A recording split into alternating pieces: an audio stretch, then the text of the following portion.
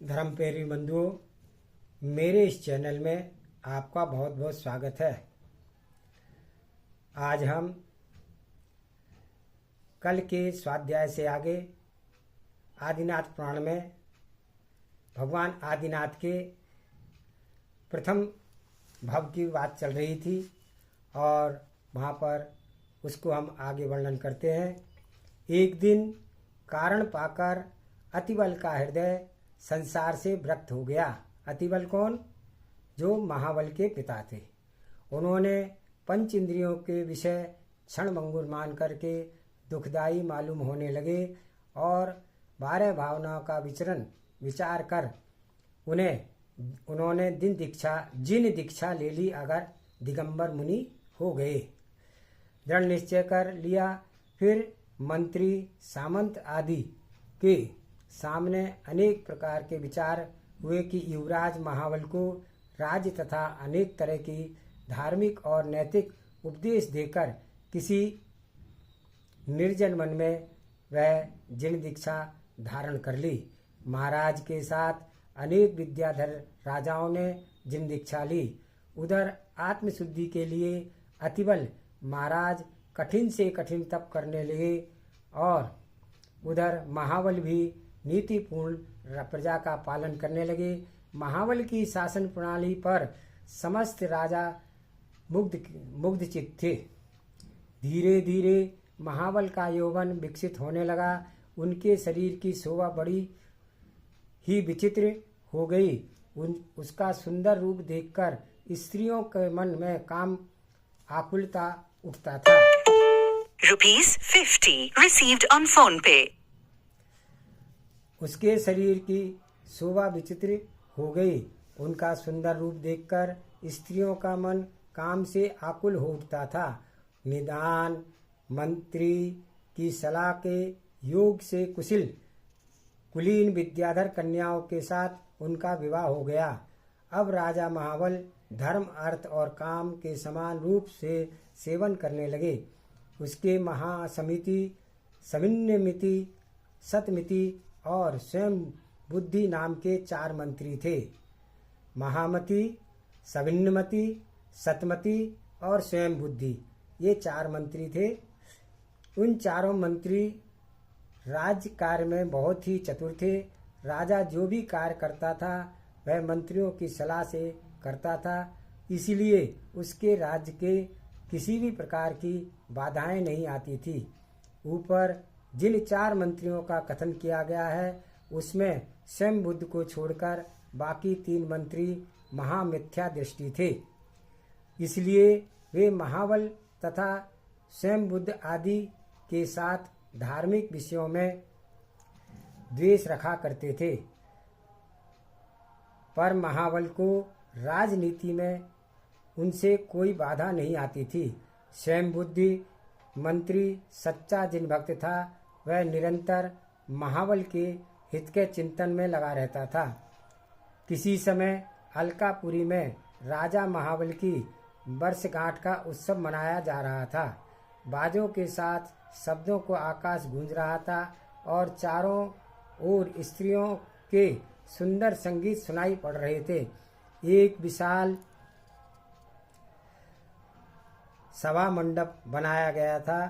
इसकी सजावट के समान इंद्र भवन की भी शोभा फीकी लगती थी। उस मंडप में सोने के एक ऊंचे सिंहासन पर राजा महाबल बैठे हुए थे। उनके आसपास मंत्री लोग भी बैठे थे और मंडप के शेष जगह दर्शकों के खचाखच भरी हुई थी। लोगों के हृदय में आनंद उमड़ रहा था। विद्वानों के व्याख्यान और तत्व चर्चा वे सभा में बहुत ही भलीभांति मालूम होती थी। समय पाकर महासमिति, सविन्नमति, महामति, समिन्नमति और सतमति मंत्रियों ने अनेक कल्पित युक्तियों से जीव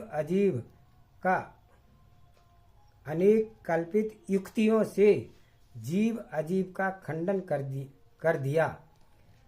स्वर्ग मोक्ष का अभाव बतलाया तथा मिथ्या को बढ़ाने वाली अनेक विपरीत क्रियाओं का उपदेश दिया। इससे समस्त सभा में क्षोभ फैल गया और लोग आपस में कानाफूसी करने लगे।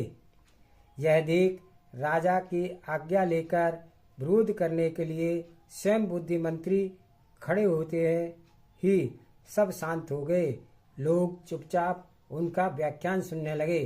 स्वयं बुद्धि ने अनेक युक्तियों से जीव अजीव आदि तत्वों का समर्थन किया तथा स्वर्ग मोक्ष आदि परलोक का सद्भाव सिद्ध कर दिखाया। तत्व प्रतिपादन के विषय में स्वयं बुद्धि मंत्री के अनोखे ढंग से अकाट्य युक्तियों से सब लोग मोहित हो गए और धन्य धन्य कहने लगे। इसी समय स्वयं बुद्ध ने पाप और धर्म के फल को बताते हुए राजा महाबल को लक्ष्य कर 4 कथाएं कही थी, जो संक्षेप में नीचे लिखी जाती हैं। राजन, कुछ समय पहले आपके निर्मल वंश में एक अरविंद नाम के राजा हो गए थे। उनकी स्त्री का नाम विजया देवी था। विजया के 2 पुत्र थे, पहला हरिश्चंद्र और दूसरा कुरुविंद। ये दोनों पुत्र बहुत ही विद्वान थे। राजा अरविंद दीर्घ संसारी जीव थे, इसलिए उनका चित्त सतत पाप कर्मों में ही लगा रहता था। उसी फलस्वरूप वे नरक आयु के बंद कर चुके थे। आयु के अंत समय अरविंद को दाह ज्वर हो गया था। उसके दाह से बहुत व्याकुल होने लगे थे। रोग की बहुत कुछ चिकित्साएं कराई गई थी, पर उन्हें आराम नहीं हुआ। पाप उदय से उनके समस्त विद्याएं नष्ट हो गई थी। उन्होंने उत्तर कुरुक्षेत्र को सुहावने बगीचे में घूमना चाहा, परंतु आकाशगामिनी विद्या के नष्ट हो गई थी। हो जाने पर वह लाचार होकर रुक जाना पड़ा। बड़े पुत्र हरिश्चंद्र ने अपनी विद्या से उन्हें उत्तर कुरु भेजना चाहा, पर उनकी भी विद्या सफल नहीं हुई। तब राजा हताश होकर सैया पर पड़ा रहा। एक दिन की घटना है कि दीवार पर 2 छिपकली लड़ रही थी। लड़ते लड़ते एक छिपकली की पूंछ टूट गई। उससे खून की 2 बूंद राजा के शरीर पर पड़ी। खून की बूंद के पड़ते ही राजा को कुछ शांति प्राप्त हुई। इसलिए उन्होंने समझा कि यदि हम खून की बावड़ी में नहावेंगे तो हमारा रोग दूर हो सकता है। यह विचार कर लघुपुत्र कुरुविंद से खून की बावड़ी बनाने को कह दिया। कुरुविंद पिता का जितना आज्ञाकारी था, उससे कहीं अधिक धर्मात्मा था। इसलिए उसने पिता की आज्ञा के अनुसार एक बावड़ी बनवाई, पर उसे खून से न भर करके लाख के लाल रंग से भरवा दिया और पिता से जाकर कह दिया कि आपके कहे अनुसार बावड़ी तैयार है। खून की बावड़ी देख करके राजा अरविंद बहुत ही हर्षित हुए और नहाने के लिए उसमें कूद गए। ज्यों ही उन्होंने कुल्ला किया, त्यों ही उन्हें मालूम हो गया कि यह खून नहीं है, परंतु लाख का रंग है। कुरुविंद के इस कार्य पर उन्होंने इतना क्रोध आया कि तलवार लेकर उसे मारने के लिए दौड़ पड़े एवं बीच में ही अपनी तलवार की धार पर गिर पड़े और तलवार की धार से राजा का उदर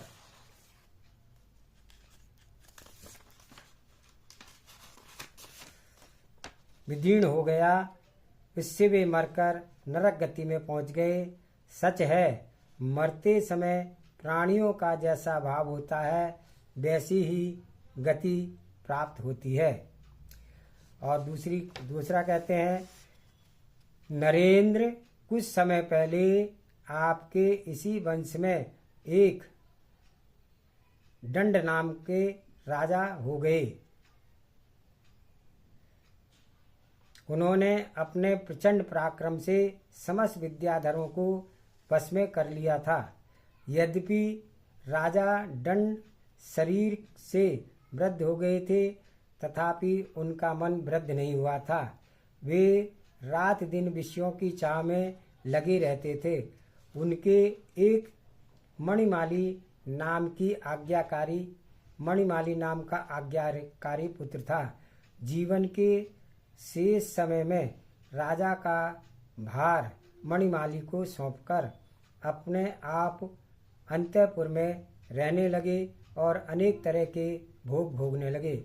इसी समय तीव्र संवेग भाव के से राजा दंड का मरण हो गया। मरण करके वे अपने भंडार में विशालकाय अजगर हुए और वह अजगर मणिमाली के सिवा भंडार में किसी दूसरे को नहीं आने देता था। एक दिन मणिमाली ने अजगर का हाल किसी मुनिराज से कहा। मुनिराज ने अवधि ज्ञान से जान लिया कि यह अजगर उसके पिता दंड विद्याधर का जीव है। आर्ध ध्यान के कारण यह कुयोनि को प्राप्त हो गया है। यह सुनकर मणिमाल झट भंडार में गया और वहां अजगर के सामने बैठकर उसे ढंग से समझाने लगा कि उसे अपने पूर्व भव का स्मरण हो गया और वह विषयों की लालसा से छूट गई। पुत्र के उपदेश से उसने सब वैरभाव छोड़ दिया तथा आयु के अंत में संन्यास पूर्ण करके वह देव पर्याय को प्राप्त हुई। स्वर्ग में आकर देव ने मणिमाली के गले में मणियों का एक सुंदर हार पहनाया था, जो कि आज आपके गले में शोभायमान है। सच है, विषयों की अभिलाषा से मनुष्य अनेक तरह के कष्ट उठाते हैं और विषयों को त्याग करके वह स्वर्ग आदि के सुख को पाते हैं। आज का स्वाध्याय इतना ही, आगे हम कल करेंगे। आप सभी से अनुरोध है, चैनल को लाइक करें, सब्सक्राइब करें, ताकि यह जैन धर्म की सच्ची कहानियाँ लोगों के साथ पहुंच सकें और जिनेंद्र भगवान 24 तीर्थंकर के बारे में जानकारी प्राप्त कर सकें। सभी को जय जिनेंद्र।